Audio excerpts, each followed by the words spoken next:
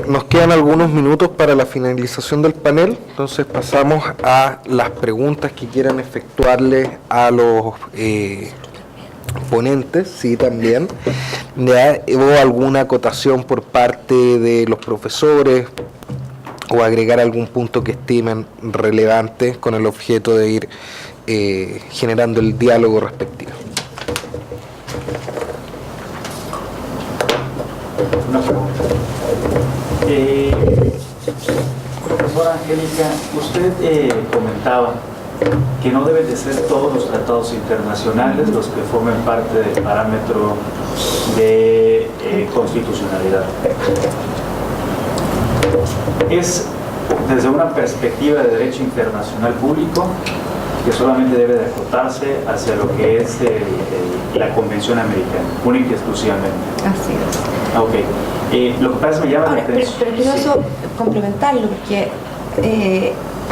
es en orden de que el artículo 29, cuando señala que se deben aplicar además otros tratados, considero que eso es en el entendido que se está refiriendo a aquel sistema que le dio vida a la propia convención y por lo tanto a la Corte. Y por lo tanto, naturalmente, desde mi perspectiva, deberían ser solo aquellos que están en ese sistema que es el interamericano. O sea, sí acepta usted la posibilidad, pero solamente aquellos que tienen que ver con el sistema interamericano. Ahí no tengo ninguna duda. Los tratados internacionales que contienen derechos que son celebrados por parte del Estado, pero que no están relacionados con el sistema interamericano. Yo tengo la impresión que la Corte no tiene competencia material para evolucionar. Ok. Bueno, ahí yo recuerdo una opinión consultiva, que fue la primera que se dio por parte de la Corte Interamericana, cuando el gobierno de Perú le pregunta a la Corte, oiga, ¿cómo debo de entender esa última frase que dice, y los demás tratados? Y la Corte le dice que son todos los tratados que el Estado haya firmado, pero no hace hincapié en si son los relacionados con el sistema interamericano o los otros, ¿no? Todos. ¿Qué opinión le merece esa opinión? A mí, primero, la opinión consultiva me merece la opinión de vinculación que tiene a raíz de su naturaleza jurídica, no es vinculante. Estamos por ahí. Y que no se haya referido hacia esto, sino haya precisado el que esto se refería a solamente los tratados del sistema interamericano o a cualquier otro en el ámbito universal, a mí me parece que solo reafirma el hecho que la competencia material radica en la Convención y en el sistema interamericano. O sea, como que dice, está en el aire la interpretación respecto de si se deben de incluir todos o solamente los que tienen que ver con el sistema. Yo tengo la impresión que sí. Interamericano. Yo quiero hacer una acotación, profesor. El control de convencionalidad como con el aditamento de que el efecto podría ser la invalidación de normas, por ejemplo, en el ámbito de alguna norma nacional. Yo niego hasta el momento la existencia de la competencia de la Corte para eso, porque creo que todavía falta que los estados reconozcan esa competencia expresa. Sin embargo, a mí me produjo, me hizo ruido cuando usted señaló, y efectivamente yo no lo había pensado así, que la publicidad de la jurisprudencia de la Corte, que implica un recurso de un control de convencionalidad con todos los efectos extremos que repulsan a los constitucionalistas, no ha recibido algunos, ustedes también son constitucionalistas. Algunos constitucionalistas, podría ser un indicio claro que los estados están asumiendo de forma implícita la competencia de la Corte y por lo tanto haciendo una aplicación de esa competencia deducida de la Convención en el sentido de ampliarla, permitiendo los efectos que la Corte quiere, que es por ejemplo la invalidación a través de órganos públicos. Si no tienen competencia para ello, asunto del derecho nacional, lo tendrán que reformar. Pero a mí me parece que es interesante el punto de la publicidad de la jurisprudencia y tomarlo como una no oposición por parte de los estados para reconocer ese control. Asimismo, la incorporación por parte del Tribunal Constitucional y de algunos otros tribunales nacionales reconociendo la existencia de este control de convencionalidad. Harían reafirmar una hipótesis que podría sostener que Chile le está reconociendo, está él por lo menos respecto de la Corte, ampliando la competencia de ella para conocer un recurso de convencionalidad con los efectos extremos. Me parece un avance. Sí, no, si yo no me niego, si lo que pasa es que yo lo veo desde el derecho internacional.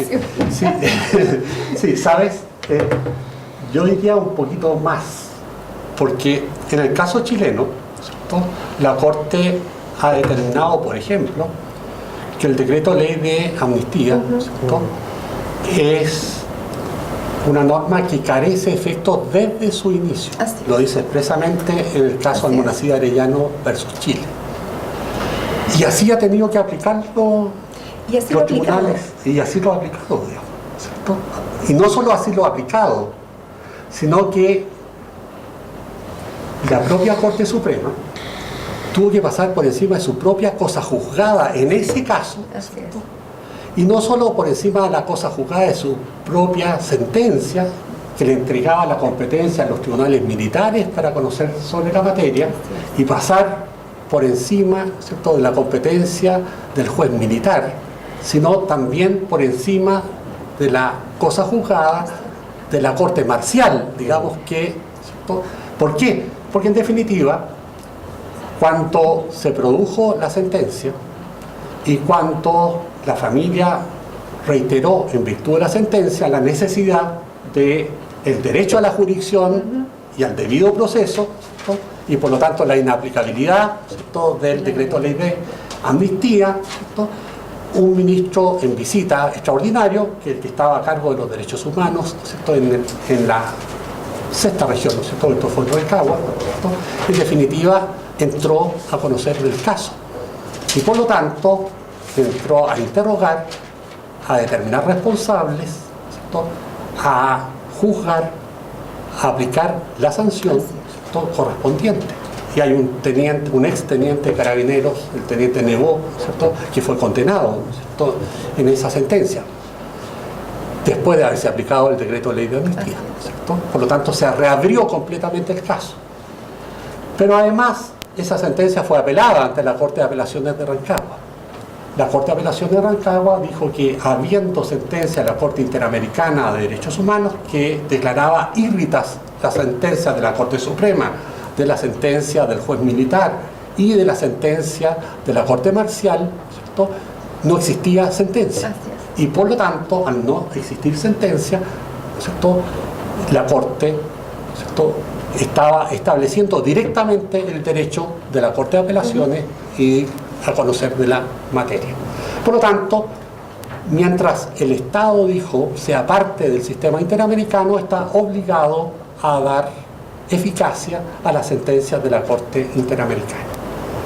Y por lo tanto hizo mutis, ¿cierto?, con la cosa juzgada. Desaparece por lo tanto la cosa juzgada, ¿cierto?, pero el caso no llega ahí, porque en el fondo fue objeto de casación ante la Corte Suprema de Justicia. Y la Corte Suprema de Justicia, ¿qué es lo que hace? Confirma en sus términos la sentencia de la Corte de Apelaciones. Por lo tanto, confirma que no hay cosa juzgada cuando la Corte Interamericana de Derechos Humanos determina, ¿cierto?, que ha habido una inaplicación o una inadecuada aplicación del derecho internacional de los derechos humanos.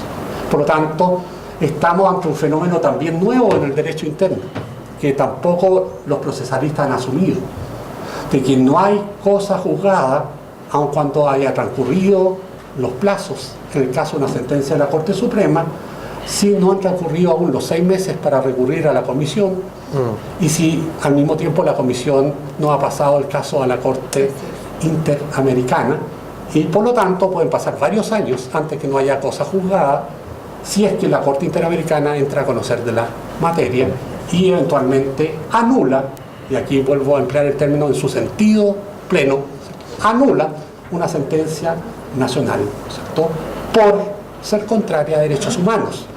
No es porque sea una instancia más en el derecho interno, sino porque en el fondo ese acto del Estado ese acto del Estado juez, en definitiva, vulnera el estándar mínimo de derechos humanos, para lo cual no aplica ni tiene nada que ver con el derecho interno, ¿cierto? Y por lo tanto, esto implica que hay dos instituciones que algunos consideran sagradas e impolutas, ¿cierto?, que se caen, ¿cierto?, fuertemente. La cosa juzgada y la jurisprudencia vinculante, ¿cierto?, en este caso la Corte Interamericana de Derechos Humanos.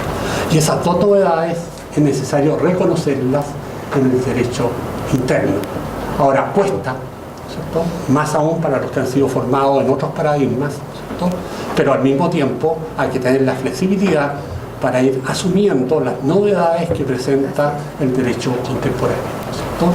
Y por lo tanto, yo creo que eso se empieza a producir en Chile muy lentamente, ¿cierto?, y en la medida en que haya voluntad de reflexión y de adecuación a los nuevos paradigmas del derecho, donde el derecho es derecho, ¿cierto?, independientemente de ser derecho interno o de ser derecho internacional, ¿cierto?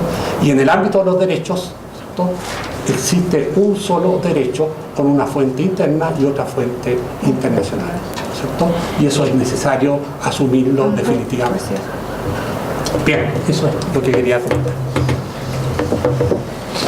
Bueno, en mérito del tiempo, ya son la 1 de la tarde, damos por terminado el primer panel y los dejamos invitados para el panel 2, que comienza a las 15 horas, sobre las garantías jurisdiccionales de los derechos, acciones de protección y inaplicabilidad en el derecho chileno, análisis crítico. Muchas gracias.